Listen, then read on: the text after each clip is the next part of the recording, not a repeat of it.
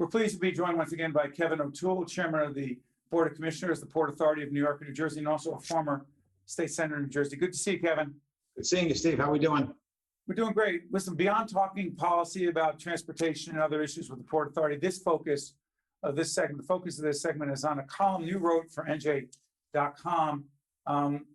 It's time to deliver on the promise of America that talked about discrimination against Asian Americans that you know very well. By the way, by way of background, tell folks about your mom and your dad and your background. Sure. My mom was born in North Korea and she was forced to flee back in the 50s. She lost a couple of brothers in the conflict. The North Korean soldiers had done some terrible things, so they left. She went over to the South Korean border after a couple of months of flight.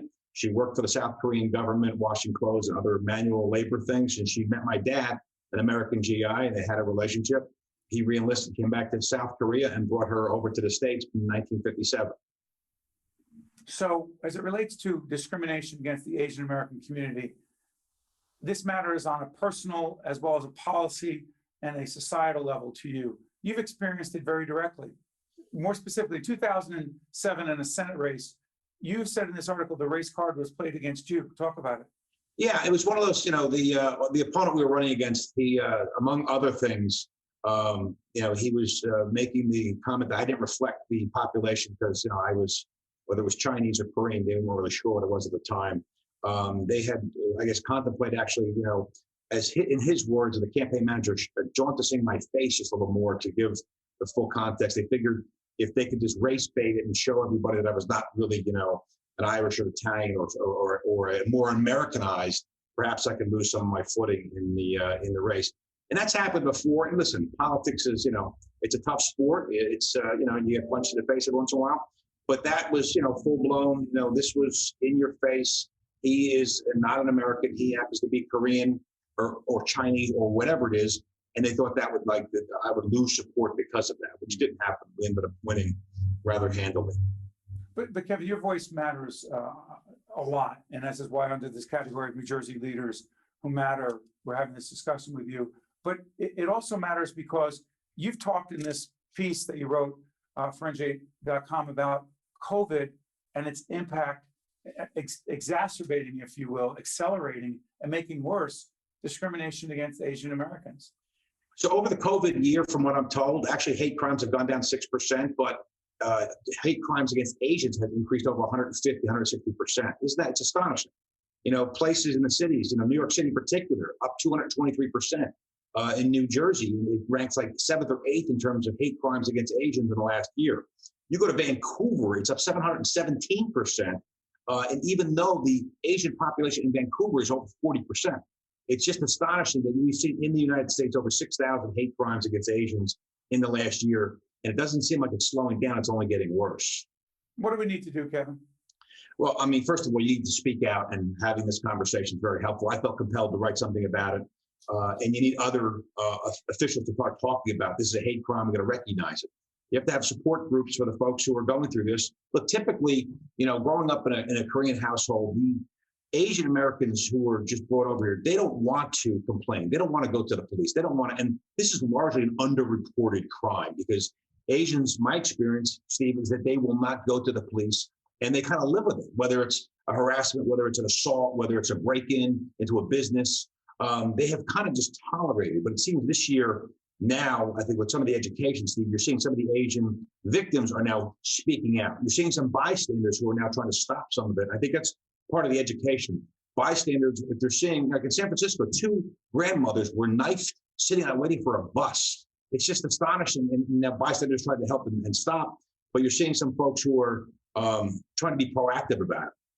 Training in the workforce, training in our societies, training in our schools, education, what we should do, what we shouldn't do. And frankly, look, it got to the tipping point, whether last year with Floyd and this year with the Asian hate.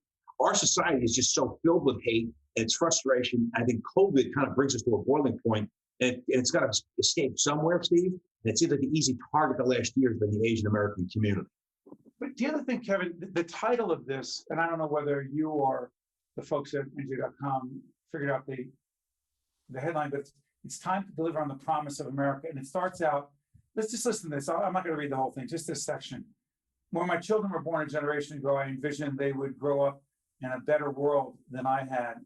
It is a universal hope of parents that the societal failures of the past be corrected before their children experience discrimination, potentially hate-filled violence. Sadly, my children have not inherited such a world. This is personal. Yeah, so listen, when we moved into the house my parents live in now, literally three of the relatives, they put up for sale signs, literally right around our house. And they said we're moving out. And yeah, they did. 30 years later, they moved out. Once we got to know them, we looked different. The kids were, crazy, whatever, half Asian, half Irish. And there wasn't really much of a tolerance. My daughter, fast forward, when she was 5, she came home very angry with her parents. And she folds her arms and she goes, "I'm really mad at you, Mom and Dad." She goes, "You never told me I was Chinese." I said, "Well, you're not Chinese, right?" I said, "You're Korean, you're French, you're Polish, you're Irish." She goes, "Well, one of the classmates told me," she called me a chink and says, I'm Chinese." I said, "Well, you're not Chinese, so get over it." But you saw some of that, percolate. This is in kindergarten. So listen, the reality is 5 years old, 6 years old, Kevin. 5. Listen, so you have to grow a thick skin in some respects, but you have to have this understanding that we need to speak out. We need to have a tolerance. We need to talk to the folks if there is a problem. If you recognize a hate problem, speak out about it. Don't just go into your shell and just retreat.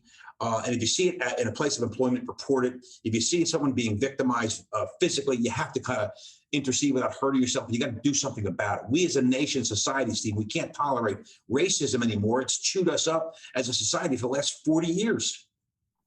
In a couple of minutes that we have left. Also, at the Port Authority, there have been incidents involving your employees who happen to be Asian American, correct? Listen, on the premises, they were leaving work or coming to work, and a couple of the employees, Asian Americans, were assaulted. And listen, we have the police force has done a great job. We're now monitoring those folks. We're doing a buddy system where we have to, and and those people who are responsible, Steve, we are holding them to the highest order, whether we're prosecuting them to the fullest and holding them responsible. It's something we're very vigilant about, very conscious about. Like I said, in New York City, there's been a surge of 223% increase in hate crimes against Asians in the last year. Those numbers are astonishing. Let me ask you this. I'm curious. You understand politics more than most. You understand government and people, right? You've had to interact and navigate all kinds of difficult situations. People watching this right now, Kevin, who happen not to be Asian American, or just let's just say that they come from other places and different experiences. To what degree do you genuinely believe that people who are not experiencing something personally, directly themselves, their family members, their children, that they have the capacity to actually care deeply about others who are suffering? As long as my life's good. You get where I'm coming from? Yeah. So, there's a segment of the population that will just be worried about their own business. But, Steve, I really think most people, they're good. I think most people in their heart really have this well of compassion, and they want to have, what's good for the human, their fellow human being. But some of them just aren't aware because they haven't seen it. Now you're seeing the press and media, social media is now playing this out. I think some of the folks in our community just didn't realize how prolific and prominent and how damaging this hate, this beatdown, this harassment against Asian Americans. It's now people are talking about it. There's support groups, there's counseling groups, there's people who are saying, we're not going to tolerate it. There's websites, there's leaders of our community, elected officials are standing up and saying, this can't be done. We can't condone this activity anymore. So you're seeing some of those people take note of it, and you're seeing the support groups that are out there, which I think is really necessary. But I think most people really care, and they wouldn't tolerate it.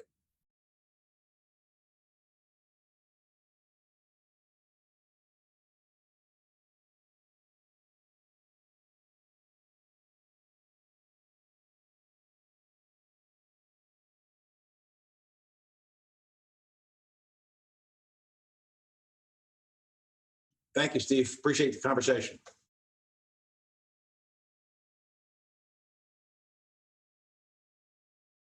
One-on-One with Steve Adubato has been a production of the Caucus Educational Corporation. Funding has been provided by PSE&G, RWJ Barnabas Health, Bank of America, NJM Insurance Group, the New Jersey Education Association, the New Jersey Board of Public Utilities Clean Energy Program, Horizon Blue Cross Blue Shield of New Jersey, the New Jersey Economic Development Authority, and by the Fidelco Group. Promotional support provided by CIANJ and Commerce Magazine. And by AM 970 The Answer. It's time to save, New Jersey. New Jersey's Clean Energy Program is your guide to rebates and incentives that can save hundreds, even thousands of dollars for businesses and residents throughout the state by making smarter energy choices. Start today with an energy assessment. We're lighting the way to a clean energy future. Join in at njcleanenergy.com or call 866-NJ-SMART.